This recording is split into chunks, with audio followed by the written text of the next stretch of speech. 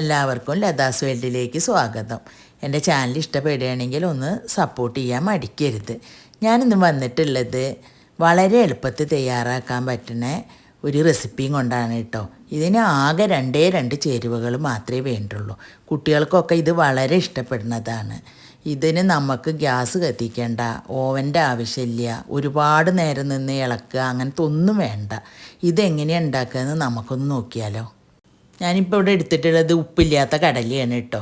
നിങ്ങൾക്കിനി ഉപ്പുള്ള കടല എടുത്താലും കുഴപ്പമൊന്നുമില്ല. ഞാനിതാണ് മേടിച്ചത്, അതുകൊണ്ട് അത് എടുത്തു എന്ന് മാത്രം. പിന്നെ 100 രൂപയുടെ ഒരു ഡയറി മിൽക്കാണ് കേട്ടോ ഞാൻ ഇതിലേക്ക് വേണ്ടി എടുത്തിട്ടുള്ളത്. പിന്നെ നിങ്ങൾക്കിത് ചേർക്കുന്ന സമയത്ത് കടല മാത്രമല്ല ആൽമണ്ടോ കാഷ്യൂനട്ടോ എന്ത് വേണമെങ്കിലും അതിൽ ചേർത്ത് കൊടുക്കാം കേട്ടോ. ഞാനിപ്പോൾ ഇതാണ് ഇവിടെ, ഇത് മാത്രമേ ചേർത്ത് കൊടുക്കണുള്ളൂ. നമുക്കിതൊന്ന് മെൽറ്റ് ചെയ്തെടുക്കണം കേട്ടോ. അതുകൊണ്ട് തന്നെ ഞാൻ ഇത് മേടിച്ചതിന് ശേഷം ഫ്രിഡ്ജിലൊന്നും കൊണ്ടുവച്ചിട്ടില്ല. കാരണം ഇത് നമുക്ക് മെൽറ്റ് ചെയ്തെടുക്കാനുള്ളതാണല്ലോ. ഇതിനായിട്ട് നമുക്ക് ഓവനോ ഗ്യാസോ ഒന്നും ഉപയോഗിക്കേണ്ട ആവശ്യമില്ല കേട്ടോ. ഞാനിതൊന്ന് കട്ട് ചെയ്ത് കൊടുത്തിട്ടുണ്ട് ചെറുതായിട്ട്. നമ്മളൊരു പാത്രം എടുത്തിട്ട് അതിലേക്ക് ഇത്തിരി നല്ല തിളച്ച വെള്ളം ഒഴിച്ച് വയ്ക്കുക. എന്നിട്ട് നമ്മൾ മെൽറ്റ് ചെയ്യാനായിട്ടുള്ള പാത്രം അതിലേക്ക് ഇറക്കി വയ്ക്കുക കേട്ടോ.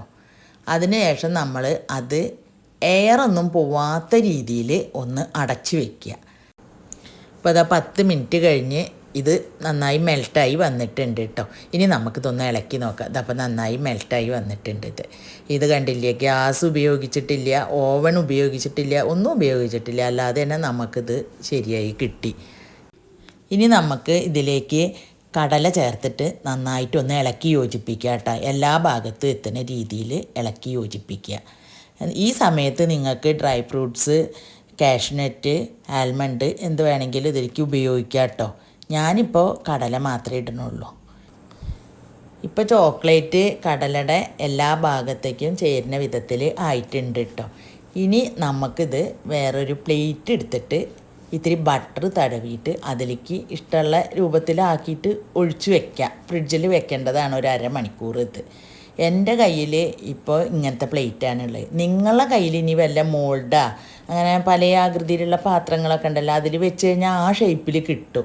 എൻ്റെ കയ്യിലിപ്പോൾ ഇതേ ഉള്ളൂ, അതുകൊണ്ടാണ് ഞാനിങ്ങനെ ഉണ്ടാക്കുന്നത്. പിന്നെ ഇവിടെ എൻ്റെ പേരക്കുട്ടിക്ക് ഇഷ്ടം കുക്കീസിൻ്റെയൊക്കെ രൂപത്തിലുള്ള, അപ്പോൾ അതേപോലെ ഒഴിച്ച് വെച്ചിട്ടുണ്ട്. 100 രൂപയുടെ ഒരു ഡയറി മിൽക്ക് മേടിച്ചാൽ നമുക്ക് 6 എണ്ണം ഇതേപോലത്തെ ഉണ്ടാക്കാൻ പറ്റും കേട്ടോ. അപ്പോൾ അതിവിടെ കൊടുന്നപ്പോൾ തന്നെ ഇത്തിരി എൻ്റെ പേരക്കുട്ടി ഇത്തിരി പൊട്ടിച്ച് കഴിച്ച കാരണം എനിക്ക് 4 എണ്ണേ കിട്ടിയിട്ടുള്ളൂ.